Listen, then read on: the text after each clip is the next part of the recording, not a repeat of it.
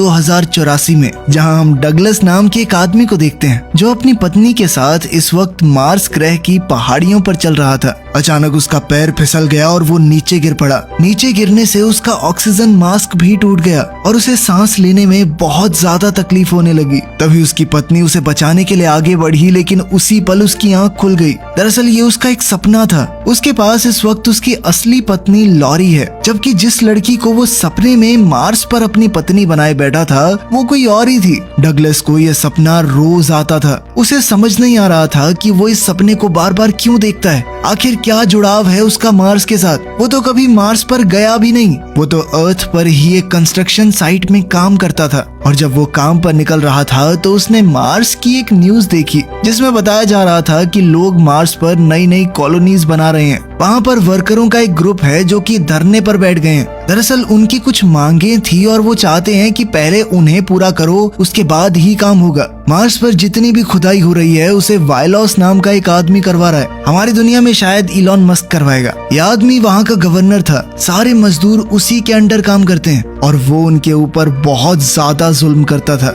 एक इंटरव्यू में गवर्नर से पूछा गया कि मार्स पर जो लोग धरने पर बैठे हैं उनका कहना है कि मार्स पर एलियंस के अवशेष मिले हैं। इस पर आपका क्या कहना है? गवर्नर ने साफ साफ मना कर दिया। उसने कहा कि ऐसा कुछ भी नहीं है। दरअसल मार्स में खुदाई के दौरान एक बहुत ही अजीबोगरीब धातु मिली है, एक ऐसा मेटल जो कि सिर्फ मार्स पर ही मिलता है। इस मेटल के कारण ही गवर्नर बहुत ज्यादा अमीर हो गया। वहीं डगलस जब ट्रेन से अपने काम पर जा रहा था तभी उसने रिकॉल नाम की एक कंपनी की एड देखी टीवी पर। इस कंपनी का कहना था कि अगर आपको कहीं भी घूमने जाना है तो पैसे बर्बाद करने की जरूरत नहीं है। हम आपके दिमाग में बिल्कुल ऐसी यादें डाल देंगे जो एकदम असली लगेंगी। आपको ऐसा लगेगा जैसे आपने वो जिंदगी वाकई में जी है। इसीलिए लोग अपनी ड्रीम डेस्टिनेशंस की यादें रिकॉल से अपने दिमाग में डलवा रहे हैं, जैसे कि वो मार्स पर गए हों, चांद पर घूम के आए हों, कुछ भी जो डलवाना डलवा लो। इस तरह की जगहों पर जाने और रहने के एक्सपीरियंस लोगों के दिमाग में उनकी यादों के तौर पर बन जाएंगे, और ये सिर्फ रिकॉल कंपनी की टेक्निक की मदद से ही हो सकता है। किसी और के पास ये टेक्नोलॉजी नहीं है। डगलस को ये एडवर्टीजमेंट काफी दिलचस्प लगी। अब डगलस को लगा कि हो ना हो मेरे सपनों का कुछ तो लेना देना है इस कंपनी के काम से। उसने देखा कि रिकॉल एक ऑप्शन भी देता है, एक सीक्रेट एजेंट बनने का, जिसमें आप एक लड़की को बचाते हैं, और वो लड़की बिल्कुल वैसी ही दिख रही थी जैसी डगलस को रोज अपने सपनों में दिखती है, जिसके साथ वो सपने में मार्स पर था। तो डगलस ने भी उस कंपनी वालों के पास जाने का सोचा कि आखिर ये सब हो क्या रहा है उसके साथ। पर इससे पहले कि डगलस को मशीन के अंदर डाला जाए, अचानक से उसे कुछ हो गया। वो डॉक्टर्स के ऊपर हमला करने लगा। वो बहुत ज्यादा गुस्से में आ गया, मानो उसके अंदर कोई और ही शख्स जाग गया हो। डॉक्टर्स ने बड़ी मुश्किल से उसे बेहोश किया। अब डॉक्टर्स ने रिकॉल कंपनी के मालिक को सब कुछ बताया। वहाँ से किसी को बुलाया गया जिसने डगलस को उसके घर पर छोड़ दिया। थोड़ी देर बाद जब डगलस अपने होश में आया तो उसने सब कुछ अपनी पत्नी लॉरी को बताया। वो अजीब सी मशीन, उस एड के बारे में, अपने सपनों के बारे में, सब कुछ। लॉरी ने उसे शांत करते हुए कहा, किसी ने तुम्हारे दिमाग के साथ छेड़छाड़ नहीं की, ये सब कुछ तुम्हारा भ्रम है। डगलस ने अपने हाथों का खून दिखाया और कहा कि जो कुछ मैंने कहा वो सब सच है, लेकिन लॉरी उसकी बात पर भरोसा नहीं कर रही। इसके बाद जैसे ही वो वॉशरूम में अपने हाथ धोने गया, इसी दौरान लॉरी ने चुपके से एक सीक्रेट एजेंट को कॉल कर दिया और कहा कि तुम्हें यहाँ जल्द से जल्द आना होगा। जैसे ही डगलस वॉशरूम से बाहर आया, लॉरी ने उस पर हमला कर दिया, लेकिन अपने ऊपर हुए हमले को देखते ही डगलस के हाथ अपने आप चलने लगे, मानो उसकी कोई मसल मेमोरी हो, और उसने बड़ी आसानी से लॉरी को हराकर उसे गन पॉइंट पर ले लिया और उससे पूछा, तुम हो कौन? इस पर लॉरी ने बताया कि मैं तुम्हारी पत्नी नहीं हूँ। ये सुनते ही मानो डगलस के पैरों तले जमीन खिसक गई।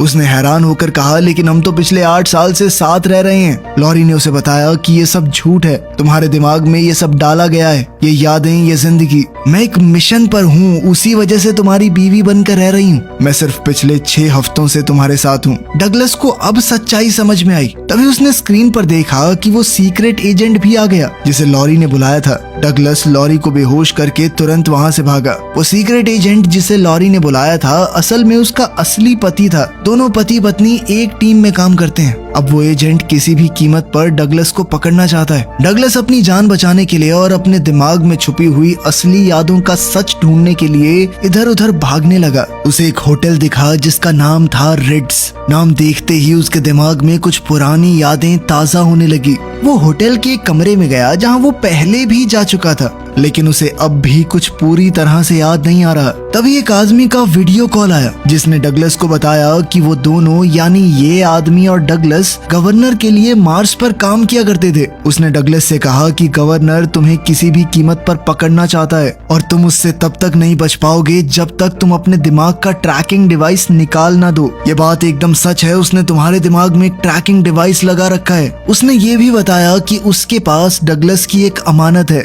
एक बैग जो कि डगलस ने उसे बिल्कुल ध्यान से रखने के लिए कहा था। डगलस ने देखा कि वो आदमी इसी होटल में नीचे खड़ा है और उसके पास एक बैग भी है। फिर वो आदमी जो डगलस का कलीग है और कभी मार्स पर उसके साथ काम करता था, उस बैग को वहीं छोड़कर निकल गया। डगलस ने नीचे जाकर बैग उठाया। जब वो यहाँ से निकलने की कोशिश कर रहा था तभी गवर्नर के सीक्रेट एजेंट्स ने उस पर हमला कर दिया, लेकिन किसी तरह डगलस वहाँ से बच निकला। उसने एक पुरानी फैक्ट्री में जाकर बैग खोला जिसके अंदर काफी पैसे रखे हुए थे, कुछ अजीब तरह के हथियार भी थे और सबसे बड़ी बात उसके अंदर एक वीडियो टेप है जिसके अंदर उसने अपने लिए एक वीडियो पहले से रिकॉर्ड कर रखी थी। उस वीडियो को देखकर डगलस को पता चला कि उसका असली नाम काल है। साथ ही इस वीडियो में ये रिकॉर्ड किया गया है कि मार्स पर जो भी लोग धरना दिए बैठे हैं वो लोग बिल्कुल सही हैं, क्योंकि मार्स पर कुछ ऐसा हो रहा है जो गलत है। यहीं डगलस यानी कि काल ने अपने दिमाग से वो ट्रैकिंग डिवाइस निकाल दिया। इसके बाद उसने मार्स पर जाने का फैसला किया। दरअसल इसी बैग में मार्स की एक टिकट भी थी। अब काल अपना रूप बदलकर मार्स पर पहुंचा। वहीं सीक्रेट एजेंट भी उसी जगह पर पहुंच गया जहां डगलस यानी काल ने सभी सबूतों को देखा था। और वहीं पर थोड़ी खोजबीन के बाद सीक्रेट एजेंट को पता चला कि काल अब मार्स पर चला गया है। अब वो भी काल के पीछे पीछे मार्स की ओर निकल पड़ा।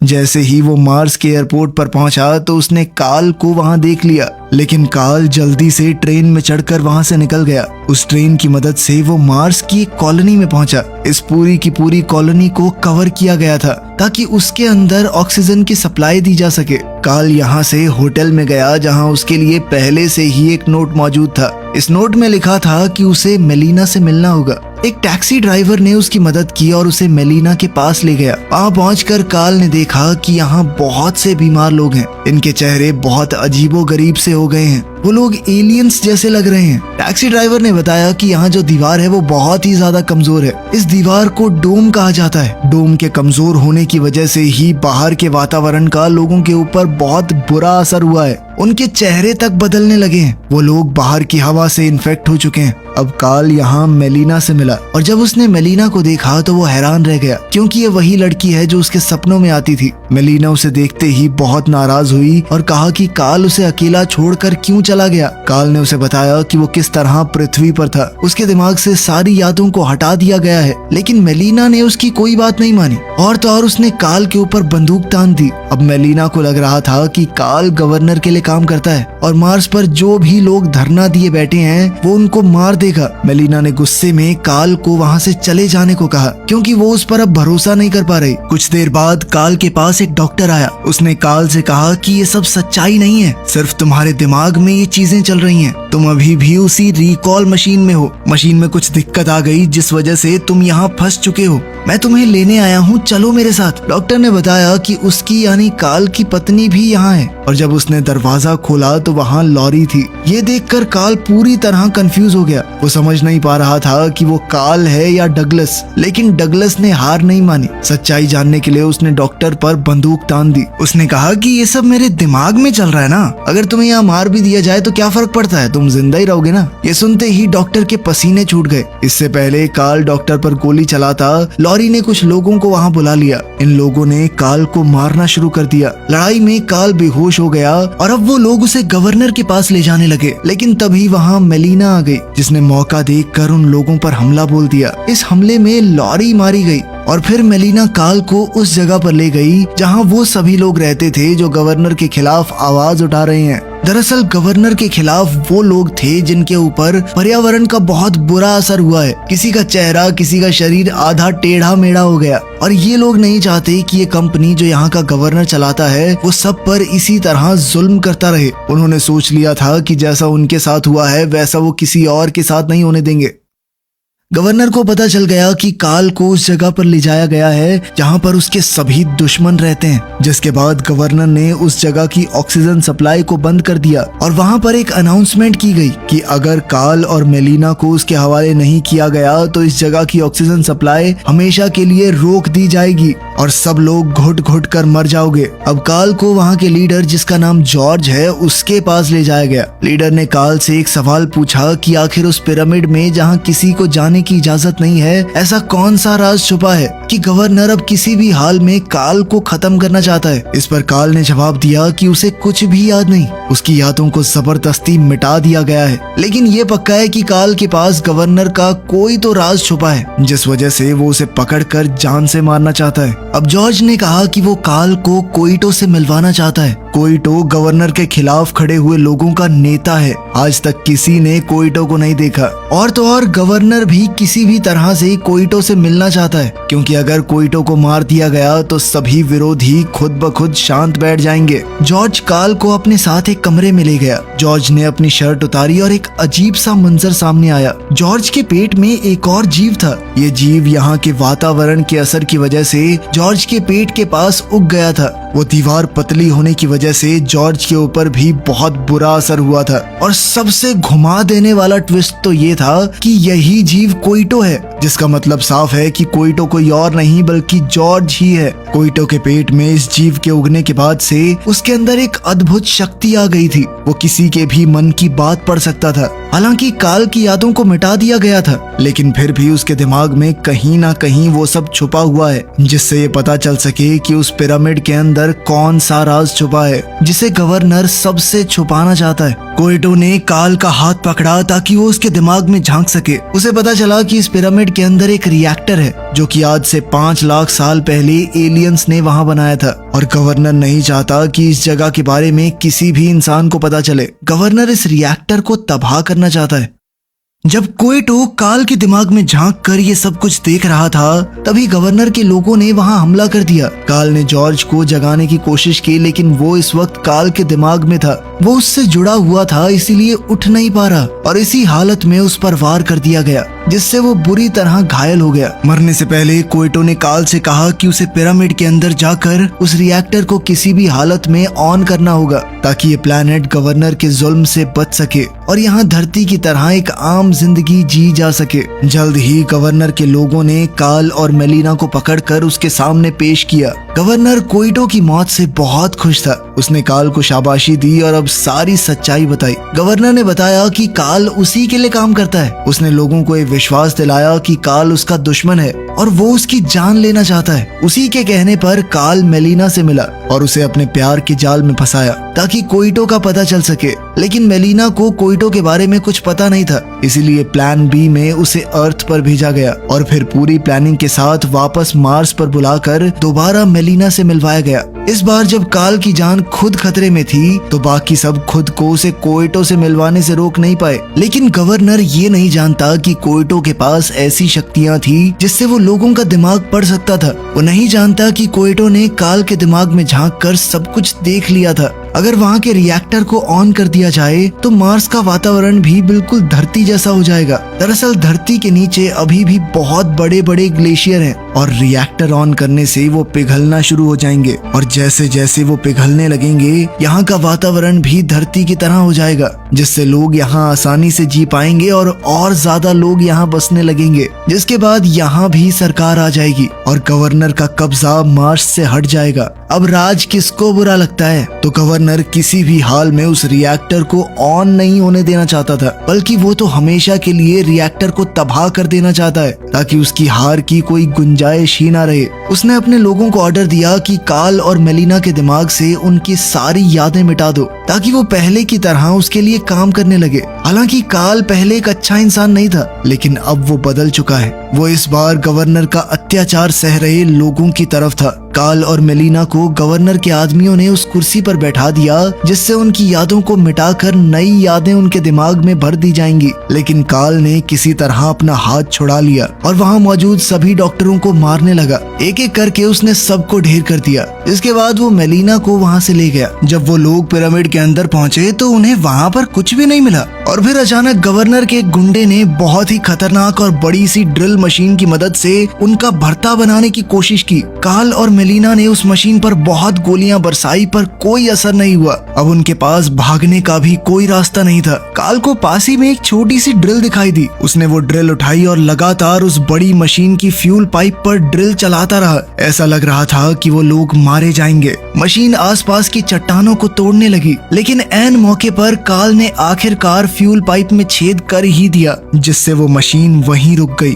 मशीन रुकी और अब कार्ल ने आगे बढ़कर ड्राइवर के दरवाजे में ड्रिल करके उस गुंडे को भी खत्म कर दिया। इतने में मेलिना ने बताया कि उनके पीछे की दीवार उस मशीन से टूट गई है और अंदर एक बहुत बड़ा रिएक्टर मौजूद है। वो जैसे ही ऊपर की ओर बढ़े, बहुत से गुंडे घात लगाए उनका इंतजार कर रहे थे। कार्ल अकेला आगे बढ़ ही रहा था कि तभी बहुत सारे गुंडों ने उसे गोलियों से भून दिया, लेकिन उसे कुछ भी नहीं हुआ, क्योंकि ये कार्ल नहीं, सिर्फ उसका एक हाई टेक होलोग्राम था, जिसे आप एक तरह की एडवांस वीडियो भी समझ सकते हो, जो एकदम असली लगे। जैसे ही गुंडों ने हमला बंद किया, अचानक कार्ल ने पीछे से उन पर गोलियां बरसा दी। काफी सारे गुंडे मारे गए। मेलिना ने भी इसी टेक्निक से 2 और को ढेर कर दिया। अब सिर्फ गवर्नर का राइट हैंड यानी कि मेन आदमी बचा था, जो मौका देखकर लिफ्ट में चढ़कर भागने लगा। लेकिन कार्ल भी ऐन मौके पर छलांग लगाकर लिफ्ट में चढ़ गया। उन दोनों के बीच जबरदस्त लड़ाई छिड़ गई। दोनों एक से बढ़कर एक थे, लेकिन फिर कार्ल ने अपनी जबरदस्त टेक्निक से